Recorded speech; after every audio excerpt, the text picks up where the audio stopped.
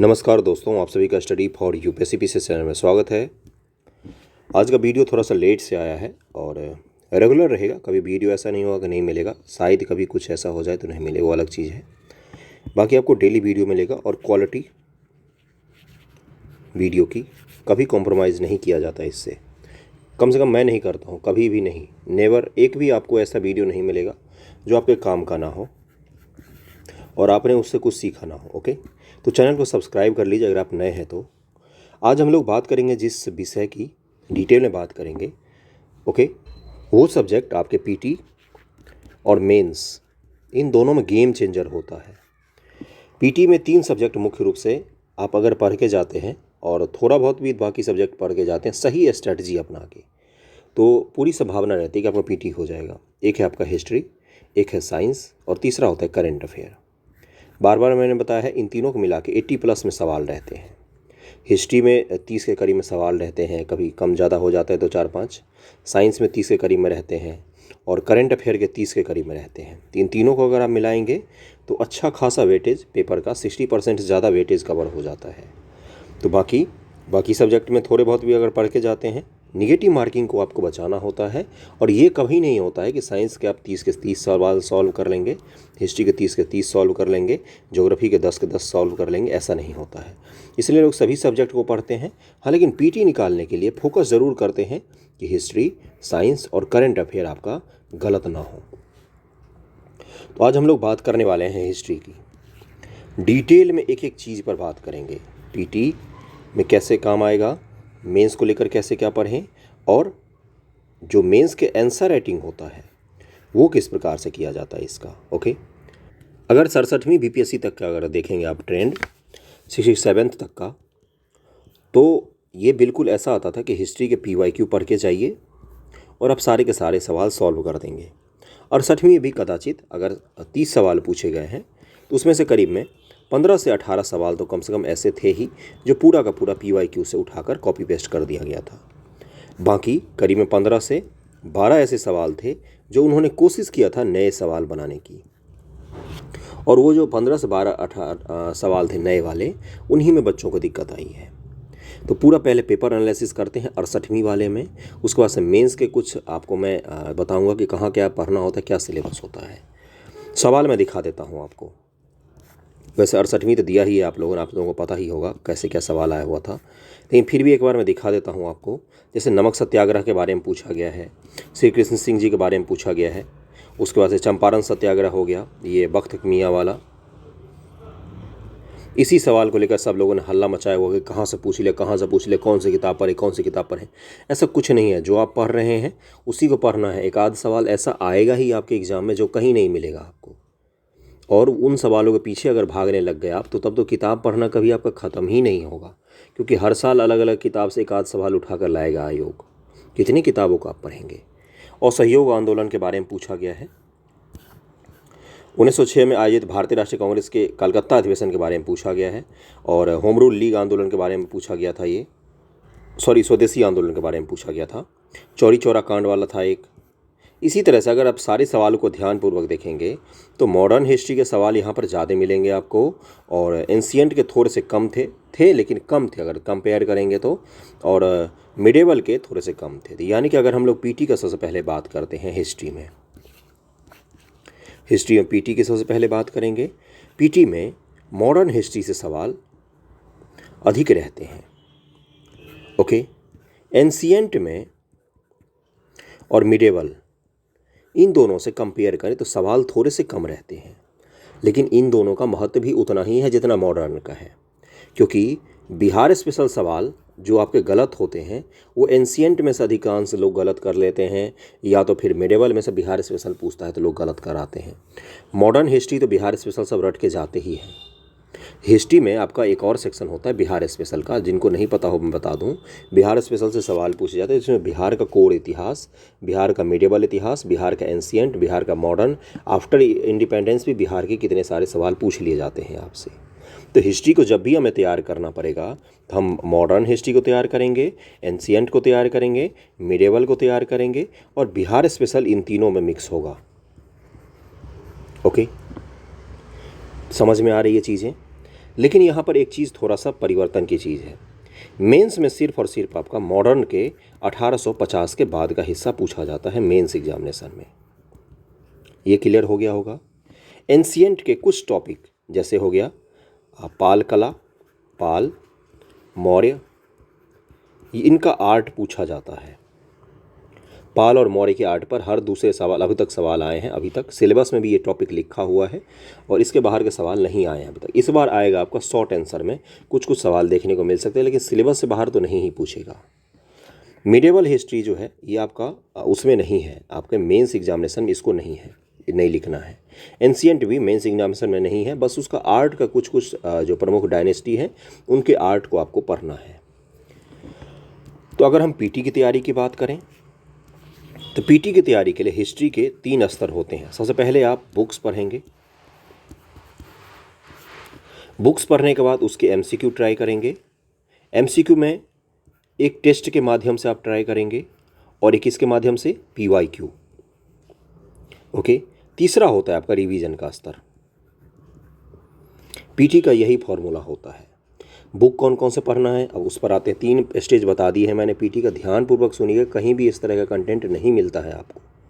ये चीज़ मुझे भी पता है, बीपीएससी के जितने भी टीचर पढ़ाते हैं ना, हो हल्ला करने वाले ज़्यादा लोग हैं, बच्चों को ध्यानपूर्वक पढ़ाने वाले कम लोग हैं। जो उनको दिशा तो दिखा दे कि इधर चलो, बाकी इतने टैलेंटेड होते हैं स्टूडेंट कि वो खुद पढ़ लेते हैं चीज़ों को। तब हम सबसे पहले बुक्स की बात करते हैं, फिर एमसीक्यू, फिर रिवीजन। पीटी के लिए अगर बुक्स की हम लोग बात करें तो देखो गुरु, इस बार से पैटर्न जो चेंज हुआ है ना, तो जब एग्जामिनेशन के बाद मैंने एक वीडियो बनाया था कि सवाल कहाँ कहाँ से पूछा गया है, तो जितने भी आपके सवाल पूछे गए हैं बिहार स्पेशल को छोड़कर, वो सभी के सभी एनसीईआरटी से पूछे गए हैं। लाइन बाय लाइन आपको एनसीईआरटी में सारे के सारे सवाल मिल जाएंगे। तो एनसीईआरटी पढ़िए। अब कुछ लोगों को एनसीईआरटी पढ़ने में भी दिक्कत आती है। मैंने तो बोला था कि 6 to 12 एनसीईआरटी पढ़ लीजिए हिस्ट्री का, न्यू वाला, फिर ओल्ड वाला पढ़ना है 11th 12th का। अगर नहीं पढ़ पा रहे हैं उतना भी, चलो ठीक है, अब समय निकल गया। 12 फरवरी से जो लोग पढ़ रहे हैं उन्होंने बहुत ही अच्छा पढ़ा है। तो हिस्ट्री और साइंस के नोट्स भी मैंने बनाने को बोला था, इस चीज़ का ध्यान रखिए। एनसीईआरटी अगर आप नहीं पढ़ पा रहे हैं तो कम से कम 9 to 12 तो ज़रूर पढ़िए, न्यू। ओके, और ओल्ड एनसीईआरटी में जिसमें वर्ल्ड एज हिस्ट्री है उसको स्किप कर सकते हैं। ओल्ड में 11th और 12th में वर्ल्ड हिस्ट्री का पोर्शन छोड़ देना है। ओल्ड एनसीईआरटी में 11th में एंशिएंट और मिडिवल दोनों हैं। सतीश चंद्रा का है और आपका राम शरण शर्मा जी का है। बेस्ट बुक है एंशिएंट के लिए, बेहतरीन बुक है वो, उससे बेहतरीन बुक नहीं है एंशिएंट के लिए। 11th का मिडिवल और एंशिएंट पढ़ना है आपको। 12th का आपको मॉडर्न हिस्ट्री पढ़ना है। 12th में दूसरा पार्ट जो है ओल्ड एनसीईआरटी का वो है वर्ल्ड हिस्ट्री, वो आपको नहीं पढ़ना है। 11th पढ़ना है दोनों एनसीईआरटी ओल्ड वाला, और 12th का मॉडर्न हिस्ट्री पढ़ना है। कुछ नहीं पढ़ पा रहे हैं तो 11th 12th के ओल्ड एनसीईआरटी को ज़रूर पढ़ लीजिए नोट्स बना के। हिस्ट्री का जो भी सवाल पूछा जाएगा वो आपको यहाँ पर पता चल जाएगा। इसके अलावा बिहार स्पेशल के लिए हमेशा केबीसी नैनो की जो बुक आती है पीटी वाली, या दृष्टि आईएएस की बिहार समग्र आती है पीटी को लेकर, इन दोनों में से कोई एक, आप क्राउन पढ़ रहे हैं तो वो पढ़िए, कोई सा भी एक बिहार स्पेशल का, उसको बार बार रिवाइज कीजिए। बस यही है पीटी के लिए बुक्स में। मैंने बता दिया एनसीईआरटी कौन कौन सी है और बिहार स्पेशल के लिए कौन कौन सी है, बुक्स मैंने बता दिए हैं। ओके, अब आते हैं प्रैक्टिस पर पीटी के रिगार्डिंग। प्रैक्टिस जो करेंगे ना पीटी के लिए आप, उसमें अलग अलग स्तर होता है। पहला क्या होगा, जो आप एनसीईआरटी पढ़ेंगे तो एनसीईआरटी एमसीक्यू अगर आप लगा रहे हैं तो बेहतरीन होगा वो। क्यों मैं इतना अतिक्रम करने के लिए कह रहा हूँ, क्योंकि 30 सवाल बनते हैं यहाँ से, एक भी सवाल गलत नहीं होने चाहिए। एनसीईआरटी एमसीक्यू लगा लिया, बहुत आसान लगेगा आपको। एनसीईआरटी एमसीक्यू जब लगाएंगे उससे एक्सप्लेनेशन इतना बढ़िया रहता है कि वो आपको पूरा का पूरा क्लियर हो जाएगा। एनसीईआरटी एमसीक्यू घटनाचक्र अगर आप लगा रहे हैं तो भी बहुत अच्छा है, बहुत बढ़िया बुक है घटनाचक्र। तीसरा होता है आपका टेस्ट सीरीज। टेस्ट सीरीज जब आप लगाएंगे तो इसमें कौन कौन सा सेक्शन तैयार हो जाता है, बिहार स्पेशल आपका तैयार हो जाएगा, और एंशिएंट मिडिवल मॉडर्न का प्रैक्टिस सेट जो होता है, इस सवाल में जो रहते हैं 20-20 सवाल, 30-30 सवाल रहते हैं इन सब के। टेस्ट सीरीज में हिस्ट्री के रहते हैं ना 30 सवाल, वहाँ से आपके Bihar special, ancient, modern, medieval सबके फैक्ट्स तैयार हो जाएंगे। लेकिन क्या सिर्फ फैक्ट्स पर सवाल पूछे गए हैं? 68वीं बीपीएससी में 3 सवाल ऐसे थे जो कॉन्सेप्ट आधारित पूछे गए थे। इतना डीप एनालिसिस किसी ने किया ही नहीं है पेपर का। 3 सवाल ऐसे थे जो डीप उसमें पूछे गए थे कॉन्सेप्ट आधारित। तो जब आप एनसीईआरटी को आप पढ़ेंगे, रिवाइज करेंगे, अपने नोट्स को रिवाइज करेंगे, घटना चक्र के एमसीक्यू लगा लेंगे। घटना चक्र के एमसीक्यू लगाना बहुत आसान है, बहुत मोटी सी बुक दिखती है, लेकिन आप 2 दिन बैठेंगे लेकर तो पूरा बुक खत्म हो जाता है। इतना आसान है वो बस, क्योंकि उसमें दूर दूर पे क्वेश्चन दिए हुए रहते हैं, बड़े फॉन्ट में लिखे हुए, इसलिए उतना मोटा दिखता है वो। तो वहाँ से लगा सकते हैं, मैंने सारा बता दिया है। एनसीईआरटी एमसीक्यू लगा सकते हैं प्रैक्टिस के लिए, घटना चक्र के लगा सकते हैं, बाकी टेस्ट सीरीज में आपका सारा प्रैक्टिस हो जाता है हिस्ट्री का। तो पीटी का मैंने सब बता दिया। रिवीजन कहाँ से करेंगे आप? तीसरा स्टेज था ना अपना रिवीजन। एक रिवीजन होगा आपका टेस्ट के माध्यम से, दूसरा रिवीजन जो आप नोट्स बनाएंगे उसको करेंगे। बस यही 2 रिवीजन का मुख्य तरीका होता है। बाकी जो आपने बुक पढ़ा है, जैसे एनसीईआरटी पढ़ा है, केबीसी नैनो पढ़ा है, उसमें अगर आपने अंडरलाइन किया हुआ है तो बुक को उल्टा के देख लिया तो आपका पूरा का पूरा रिवाइज हो जाएगा चैप्टर। पीटी के रिगार्डिंग कहीं पर कोई दिक्कत आई होगी? नहीं। अब आते हैं सवाल कहाँ से पूछा जाता है बिहार स्पेशल को लेकर। बिहार स्पेशल के जो भी सवाल पूछे गए हैं आज तक, बिहार स्पेशल के जो भी सवाल 68वीं में भी आए हैं, उसमें से मैक्सिमम सवाल आपको केबीसी नैनो की बुक में मिल जाएगी। बिहार समग्र जो आती है पीटी वाली, या फिर दृष्टि आईएएस की जो बुक आती है पीटी के लिए बिहार समग्र, उसमें आपको मैक्सिमम सवाल मिल जाएगा। अगर बिहार स्पेशल से 10 सवाल पूछे हुए तो उसमें आपको 8 सवाल मिल जाएगा। 2 सवाल हो सकता है नहीं मिले, उस 2 सवाल के पीछे हमें भागना भी नहीं है। उस 2 सवाल के चक्कर बाकी पूरा जीएस का सब्जेक्ट हमारा ख़राब हो जाएगा। नहीं आता है छोड़ देंगे, वो चल जाएगा, लेकिन हम इतना मेहनत नहीं करेंगे हिस्ट्री के पीछे कि बाकी सब्जेक्ट हमारा छूट जाए। कम मेहनत में आसान सब्जेक्ट है, इसको हम ज़्यादा स्कोर कर लेंगे तो बाकी सब्जेक्ट में हमें कम मेहनत करना पड़ेगा। तो बिहार स्पेशल के सबसे अच्छी स्ट्रैटेजी होती है पीवाईक्यू को रिवाइजन कीजिए घटना चक्र से। बीपीएससी घटना चक्र जो आती है ना, उससे बिहार स्पेशल को जितने अच्छे से आप रिवाइज कर लेंगे तो बिहार स्पेशल के आपके सवाल गलत होने बंद हो जाएंगे। ढंगपूर्वक फैक्ट्स को रट लेंगे तो केबीसी नैनो अगर पढ़ा है या दृष्टि का कोई बुक पढ़ा, क्राउन पढ़ा है, ढंग से पढ़ा है तो आपके सवाल गलत होने बंद हो जाएंगे बिहार स्पेशल में। ओके, तो बिहार स्पेशल का भी मैंने बता दिया। एंशिएंट और मिडेवल के लिए रेफरेंस बुक नहीं लेना है, इस चीज़ का ध्यान रखिएगा। एंशिएंट और मिडेवल हिस्ट्री के लिए कोई रेफरेंस बुक नहीं लेना है। मॉडर्न के लिए अगर आप स्पेक्ट्रम पढ़ते हैं तो कोई बात नहीं, अच्छी बुक होती है, पढ़ सकते हैं। एंशिएंट और मिडेवल का जो भी सवाल आएगा वो आपका एनसीईआरटी 11th के ही उसी बुक से आएगा। बाकी जो आप पीवाईक्यू लगाएंगे एंशिएंट और मिडेवल का, या फिर आप जो एमसीक्यू सॉल्व करेंगे या एनसीईआरटी एमसीक्यू सॉल्व करेंगे, टेस्ट लगाएंगे, इन सब में आपका पूरा क्लियर होता जाएगा। बुक का सोर्स कम रखिए, बस उसको बार बार पढ़ने की कोशिश कीजिए। क्लियर हो गया होगा यहाँ तक कोई डाउट नहीं होगा। एक एक चीज़ मैंने बता दिया है, कैसे रिवीजन करना है, बुक का सोर्स क्या होगा, कैसे पढ़ना है, कैसे नहीं। पढ़ने के लिए सीधा सीधा बुक उठाइए। चैप्टर हिंदी में लिखा रहता है, अंग्रेजी में लिखा रहता है। हिंदी अंग्रेजी आपको आती होगी, कोई भी चीज़ ऐसा नहीं है जो उसमें नया दिखेगा आपको, बस उसको पढ़ते जाइए। पहली बार पढ़ेंगे तो हो सकता है 60% चीज़ें समझ में आए, दूसरी बार पढ़ेंगे तो 80% समझ में आ जाएगा, तीसरी बार पढ़ेंगे तो 100% समझ में आ जाएगा, चौथी बार में आप किसी को पढ़ा देंगे। यही तरीका होता है सेल्फ स्टडी का, अगर आप खुद से करना तो। बाकी कोचिंग वाले वो मोटिवेशन आपको 30 मिनट का हिस्ट्री के लेक्चर में 20 मिनट मोटिवेशन देंगे, 10 मिनट आपको पढ़ाएंगे और बोलेंगे कि बाकी सारा मैं होमवर्क दे देता हूँ, बाकी सारा मेरे मटेरियल में है, वहाँ पर बैठ के रट्टा मारो। हिस्ट्री एनसीईआरटी में जब आप कहानी पढ़ना शुरू करेंगे ना, कहानी के फॉर्म में है एनसीईआरटी में, तो आपको पूरा कहानी जब पता चल जाएगा तो उससे रिलेटेड फैक्ट जब आएगा तो आपको मज़ा आता है पढ़ने में। क्लियर हो गया होगा। अब चलते हैं हिस्ट्री का दूसरा सेक्शन जहाँ पर काम आता है अपना, वो है mains exam. Okay, mains exam जो होता है हिस्ट्री का, उसमें लिख के उन्होंने दिया हुआ है, टॉपिक लिख के दिया हुआ है। पहली बात तो सिलेबस सबके पास होना चाहिए और उसमें टॉपिक को अंडरलाइन करके रखना चाहिए और टॉपिक के हिसाब से मेंस की तैयारी की जाती है। तो उसमें उन्होंने दिया है पाल आर्ट, पाल कला, मौर्य कला, उसके बाद से गुप्त भी है, शायद गुप्त है या नहीं एक बार देख लेना। गुप्त वैसे लिखा नहीं है लेकिन संभावना बनी रहती है कि पूछ लेगा। पाल है, मौर्य है, उसके बाद से गुप्त है, इन सब से जुड़े हुए सवाल पूछे जाते हैं। बाकी उन्होंने लिखा है भारतीय स्वतंत्रता संग्राम में 19वीं शताब्दी के उत्तरार्ध की चीज़ें, यानी कि 19वीं शताब्दी यानी कि 1850 के बाद की चीज़ें आपसे पूछी जाएगी। पहले क्या होता था, हिस्ट्री में जैसे मैं बता देता था कि गांधी, नेहरू, टैगोर पढ़ लो, एक सवाल पक्का है, अभी भी एक सवाल पूछा जाएगा। दूसरा मैं बता देता था कि संथाल विद्रोह पढ़ लो और चंपारण पढ़ लो, भारत छोड़ो आंदोलन पढ़ लो, स्वदेशी आंदोलन पढ़ लो और खिलाफत आंदोलन पढ़ लो, महिलाओं की भूमिका पढ़ लो, बिहार में सब पढ़ के चले जाओ, बिहार का शिक्षा पढ़ लो, बस उसी में से सारा सवाल आएगा आपका। पहले यही होता था। इस बार 68वीं बीपीएससी से थोड़ा सा सरप्राइजिंग होगा जो लोग देने जा रहे हैं, और 68वीं बीपीएससी से शॉर्ट आंसर आएगा आपका। तो शॉर्ट आंसर जब भी होता है तो वो पूरा का पूरा सिलेबस को कवर करेंगे, यानी कि 1850 से लेकर 1947 तक का हिस्सा से आपको कहीं से भी कोई सवाल देखने को मिल सकता है। इसको कैसे तैयार करें? एक ही तरीका है, कोई भी बुक खोलिए, 1850 के बाद जो जो टॉपिक दिए हुए हैं उन सबको पढ़ लीजिए A to Z, उनको तैयार कर लीजिए। उसमें से 2, 4, 10 पर आंसर राइटिंग भी कर लिया, उसमें से 10-20 टॉपिक पर आंसर राइटिंग भी अच्छे से कर लिया और आपका पूरा का पूरा तैयार हो जाएगा। लेखन शैली अगर विकसित हो गई, आपको पता है कि कामागाटू मारा का जो जहाज़ प्रकरण है वो क्या है, या आपको पता है कि साइमन कमीशन जब भारत आया तो क्या हुआ। लेखन शैली अगर विकसित है, लेखन शैली का मतलब होता है लिखने की कला आपको अगर पता है तो आप आराम से उसको किस्से कहानी पिरो के 2-4 फैक्ट अगर आपको याद है तो लिख देंगे। अगर आपको ये पता है कि भारत छोड़ो आंदोलन क्या था, तो अगर आपको लिखना आता है तो उसके कार्यक्रम को आप लिख देंगे क्रमबद्ध।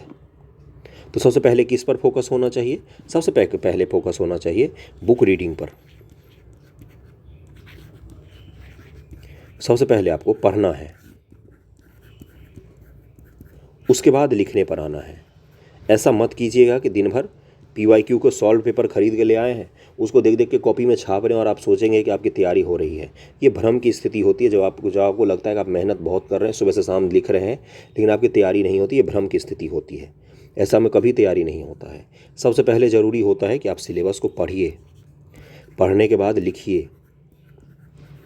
ओके, अगर आप दिन में 10 घंटे पढ़ते हैं तो उसमें से 8 घंटे आप पढ़ेंगे, 2 घंटे आपको मात्र लिखना है, जिससे आपकी लेखन शैली अच्छी हो जाए, लिखना सीख जाएं आप अच्छे से, अपने आंसर को रिप्रेजेंट करना सीख जाएं, आपके मन में जो विचार है उसको लिखना सीख जाएं आप। बस इतना ही चाहिए होता है। प्रैक्टिस हो जाए, टाइम बाउंडेशन में हम लिखना सीख लें। टाइम बाउंडेशन तभी आपको काम आता है जब आपको मेन से पहुंचते हैं, वहाँ पर जब आपको क्वेश्चन आ रहा होगा तो आपको टाइम बिल्कुल कम नहीं पड़ेगा, टाइम परफेक्ट पड़ेगा। 3 घंटे आप बिल्कुल यूटिलाइज करेंगे। अगर आपको सवाल नहीं आ रहा होगा तो लगेगा कि जैसे 2 घंटे में ही पेपर समाप्त हो गया, क्योंकि आप सोच सोच के लिखना पड़ता है आपको, टाइम आपको कम लगेगा उस समय। समझ में आ रही होगी चीज़ें? यानी कि मेंस की तैयारी अगर आपको करनी है तो अगर आप 10 घंटे पढ़ रहे हैं तो 8 घंटे पढ़ने पर फोकस कीजिए। सिलेबस में जो जो टॉपिक है उसको तैयार कीजिए A to Z, और 2 घंटे लिखने का प्रैक्टिस अगर आप रोज़ कर रहे हैं तो ये इनफ होता है, काफ़ी होता है, इससे ज़्यादा नहीं चाहिए। समझ में आ रही होगी चीज़ें? अब आता है कि मेंस का जो टॉपिक पढ़ेंगे वो किस बुक से पढ़ें। देखिए, मॉडर्न हिस्ट्री अगर पूछा गया, एक तो पाल आर्ट और मौर्य आर्ट, ये सब आपको मिल जाएगा KBC नैनो के मेंस के बुक में, या दृष्टि के मेंस के बुक में, या BPSC रिगार्डिंग कोई भी मेंस का बिहार स्पेशल बुक लेंगे तो उसमें आपको ये सब मिल जाएगा। और इन सब का बस 1-2 बार लिख के प्रैक्टिस करके रख लेना है। मॉडर्न हिस्ट्री जब आप पढ़ना शुरू करते हैं तो कुछ लोग स्पेक्ट्रम से पढ़ते हैं, अच्छी बुक है, बिल्कुल पढ़िए। BL ग्रोवर मुझे सबसे अच्छी बुक लगती है मेंस के रिगार्डिंग। BL ग्रोवर की जो बुक है मेंस के रिगार्डिंग, वो बहुत ही अच्छी बुक है, मॉडर्न हिस्ट्री की सबसे परफेक्ट बुक मानी जाती है, क्योंकि इसमें आपको फैक्ट्स भी मिलते हैं, जो आपको स्पेक्ट्रम में सिर्फ फैक्ट्स ही मिलते हैं। इसमें आपको फैक्ट्स मिलता है, कंक्लूजन मिलता है, एनालिसिस बहुत अच्छा मिलता है, विचार बहुत अच्छे मिल जाते हैं आपको, और इसमें आपको थॉट्स प्रोसेस बहुत ही अच्छे मिल जाते हैं। तो इसलिए BL ग्रोवर की बुक मुझे तो अच्छी लगती है। आपको अगर स्पेक्ट्रम पर पसंद है, कोई और बुक पसंद है तो आप ले सकते हैं। ये देखिए, यही होती है BL ग्रोवर की बुक, मैंने बुक दिखा दिया है। या फिर जो आप 12th की NCERT पढ़ेंगे ना, 12th की NCERT मॉडर्न हिस्ट्री की पुरानी वाली, उसमें भी आपको काफ़ी सारा टॉपिक मिल जाता है। लेकिन 12th की NCERT में बहुत सारे टॉपिक ऐसे हैं जो 2-2, 3-3 लाइन लिख लिख के गुजर गए हैं। इसलिए आपको BL ग्रोवर मेंस के लिए चाहिए ही चाहिए होगा। समझ में आ रही है चीज़ें? और PT में भी सिर्फ 12th की NCERT इसीलिए काम नहीं चलता है क्योंकि मॉडर्न हिस्ट्री के फैक्ट्स थोड़ा सा गंभीर तरीके के पूछे जाते हैं, तो आपको स्पेक्ट्रम वगैरह मिल जाता है।